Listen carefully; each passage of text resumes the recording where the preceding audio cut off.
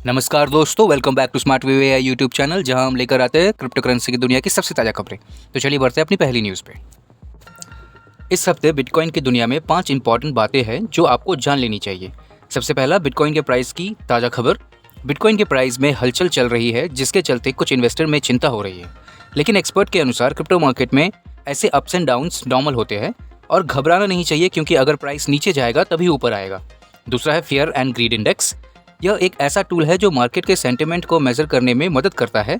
इस समय यह दिखाता है कि इन्वेस्टर में थोड़ा सा डर है।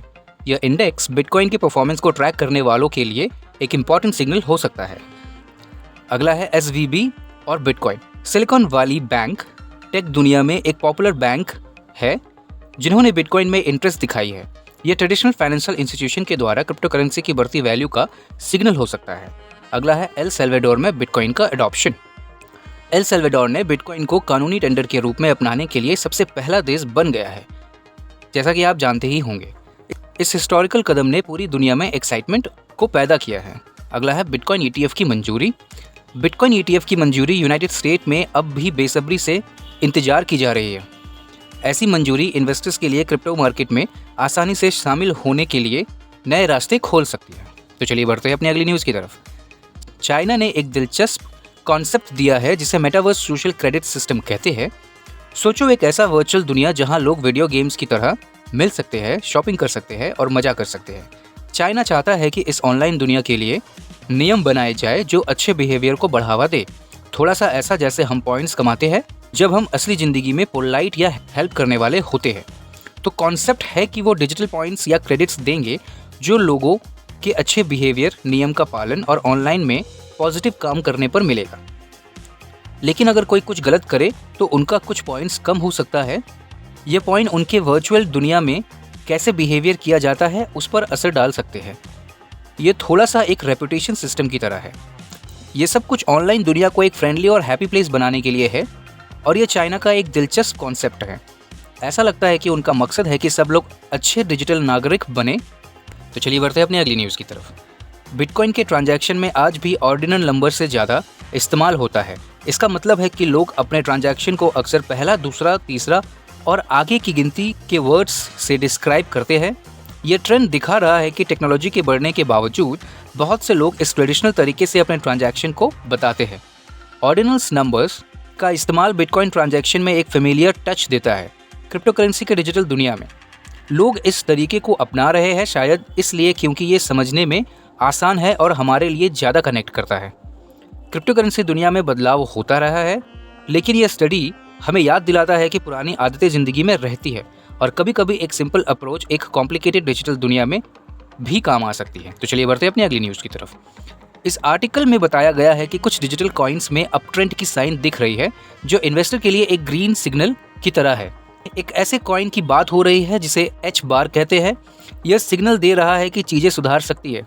दूसरा कॉइन है ING। एच बार की तरह ये भी कुछ पॉजिटिव सिग्नल्स दे रहा है। और फिर आता है RUNE, यानी कि रूने। यह एक और कॉइन है जो अप ट्रेंड का पोटेंशियल दिखाता है। अब जब ये सब हो रहा है तो बिटकॉइन स्टेबल प्राइस ढूंढने की कोशिश कर रहा है। तो क्रिप्टो करेंसी दुनिया में एक रोलर कोस्टर राइड की तरह है, लेकिन ये सिग्नल लोगों को ऑप्टिमिस्टिक फील करवा रहे हैं। तो चलिए बढ़ते हैं अपनी अगली न्यूज़ की तरफ। कॉइन गेको के डेटा के अनुसार लेबेनॉन में एक बिटकॉइन को माइन करना इटली के मुकाबले में काफ़ी कम खर्चा आता है। लेबनान में एक बिटकॉइन माइन करने में खर्च इटली के मुकाबले बहुत कम होता है और यह 783 गुना सस्ता होता है। इस खर्चा में इलेक्ट्रिसिटी के कम दाम और हार्डवेयर की अवेलेबिलिटी जैसे कारण होते हैं। लेबनान की economic problem crypto currency miners के लिए सस्ती माइनिंग प्लेस बन गई है, लेकिन याद रखें कि किसी भी देश में क्रिप्टो करेंसी माइनिंग में शामिल होने से पहले देश की इकोनॉमिक सिचुएशन और प्रोबेबल रिस्क का भी विचार करना बहुत इंपॉर्टेंट है। तो चलिए बढ़ते हैं अपनी अगली न्यूज़ की तरफ। जेमिनिम, एक पॉपुलर क्रिप्टो करेंसी एक्सचेंज ने SEC के द्वारा उनके खिलाफ लाई गई लॉसूट का जवाब दिया है। अपने जवाब में जेमिनी ने यह कहा है कि SEC के आरोप सही नहीं है। SEC ने जेमिनी को सिक्योरिटी एक्सचेंज के रूप में दर्ज करने और उनके ऊपर सही मंजूरी के बिना काम करने का आरोप लगाया था, लेकिन जेमिनी ने यह कह दिया है कि उनका प्लेटफॉर्म SEC के दायरे में नहीं आता, क्योंकि उनका प्रिंसिपल बिजनेस बिटकॉइन और इथेरियम जैसे क्रिप्टो करेंसी के साथ होता है, जो सिक्योरिटी के रूप में नहीं माना जाता।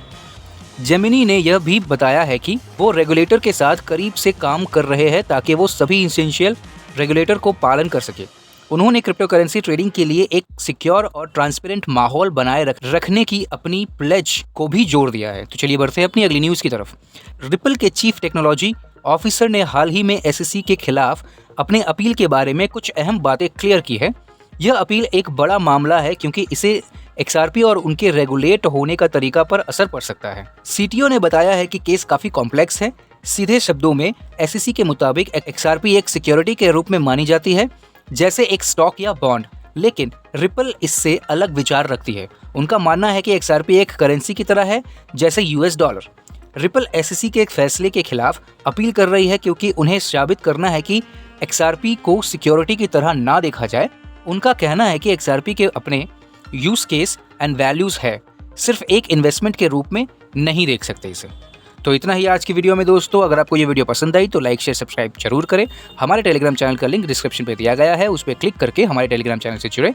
मिलते हैं अगले वीडियो में, तब तक के लिए happy trading and happy investing.